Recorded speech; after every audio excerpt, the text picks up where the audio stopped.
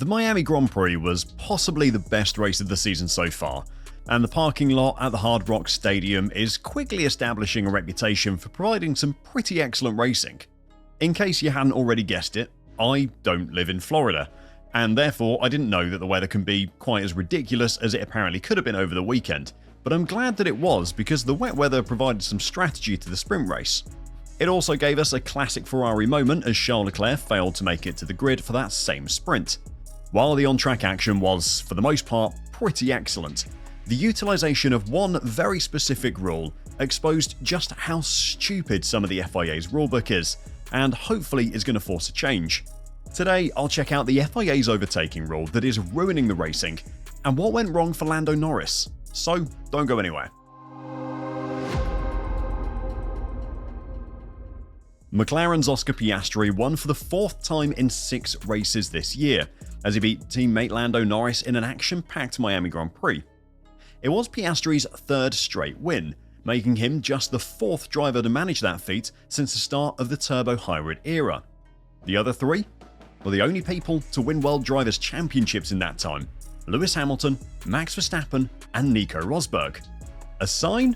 A coincidence? I'll let you decide. Oscar also moved ahead of his teammate on Grand Prix wins with 6 to Lando's 5. However, Lando showed in qualifying and over his second stint that he had the pace on Piastri this weekend, but a first lap incident with Max Verstappen cost him the chance at a race win. Norris lost 4 positions on the first lap trying to pass Verstappen, and both him and race winner Oscar Piastri later had multi-lap battles with the Dutchman. Focusing on that first lap incident though, Lando challenged the Red Bull on the outside of the first corner, and when Verstappen locked up and ran deep, Norris cut back and tried to pass on the outside of the second corner.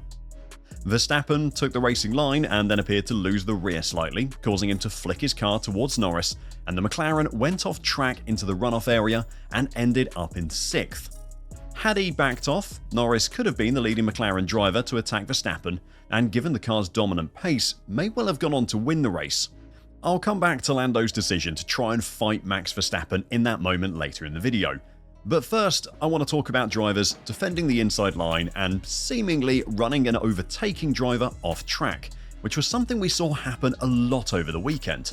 Now all of this comes down to the FIA's decision to define the overtaking rules by who is at the apex first when attempting an overtake on the outside of a corner. As the rules are, and this is based on how the FIA are implementing the rules on the racetracks at the moment. If the defending car is on the inside and ahead at the apex, which in itself is a vague point which is completely open to interpretation, then the defending car is entitled to the entire track.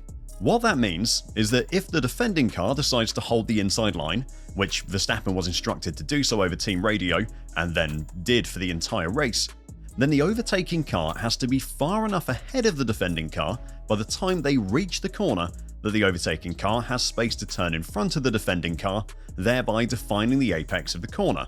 If the overtaking car isn't far enough ahead to do that, then the defending car gets to choose where the apex is.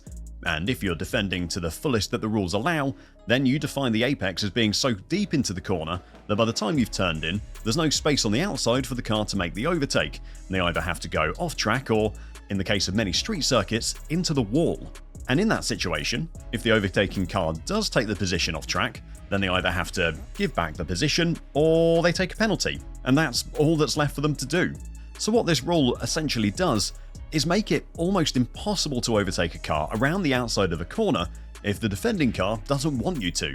Now of course, no Formula 1 driver wants to be overtaken, but in Verstappen's case, he knows this rule inside and out, and at the weekend, he really didn't want to be overtaken. Now this whole thing isn't to have a go at Verstappen. He is an outstanding defensive driver, one of the absolute best, and he knows the rules and he knows how to use them. The issue lies with the FIA's own rulebook. You can't blame the drivers for using the rules to their advantage. On the technical side of things, we always applaud the teams that find the grey areas or interpret the rules in an innovative way. But this isn't even a grey area, it's just a really stupidly written rule.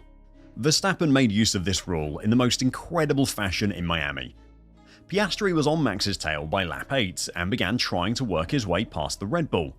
Verstappen repeatedly defended the inside line, forcing Piastri to the outside, and the McLaren driver was never quite far enough ahead to claim the corner.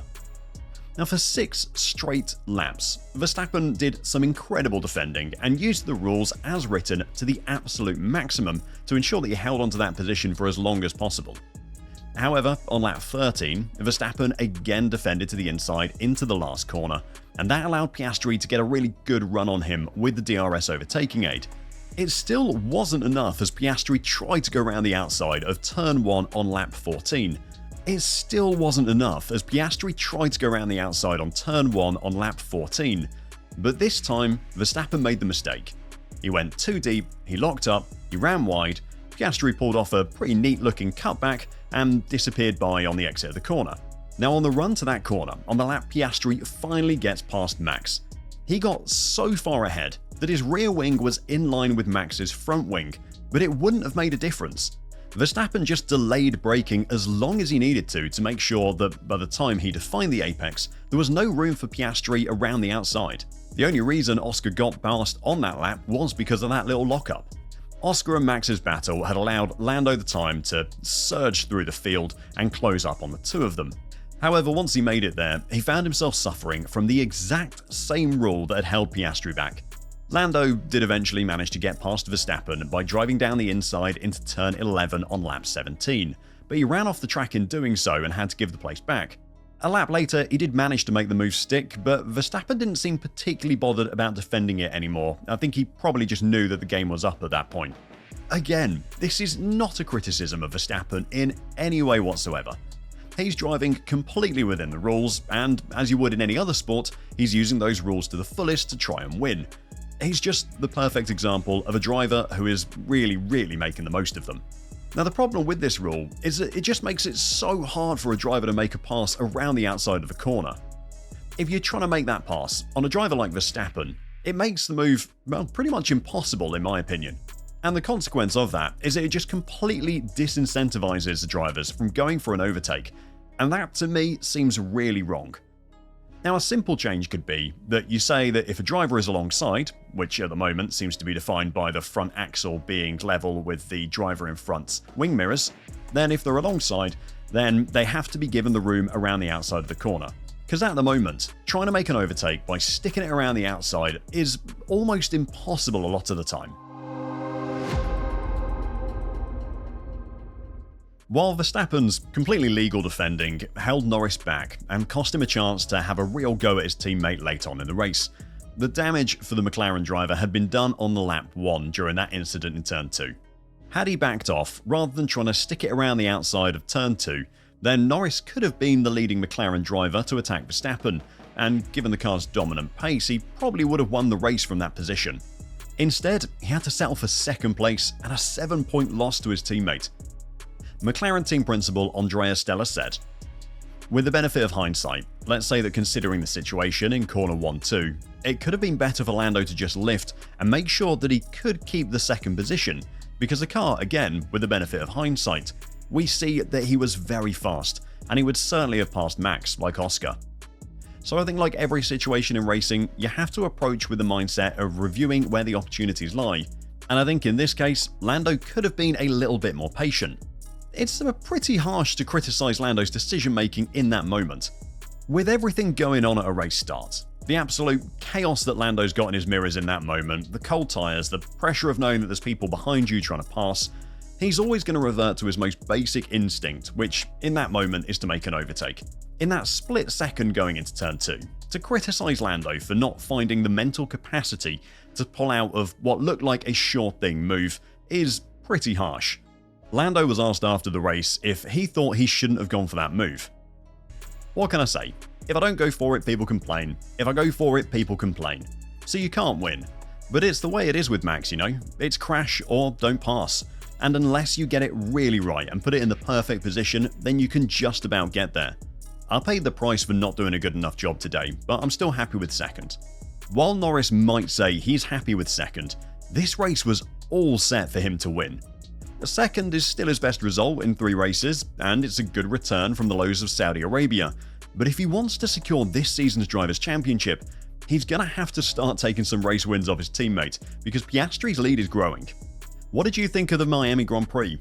And what did you think of Verstappen's defending and the rule that allowed him to do it how he did?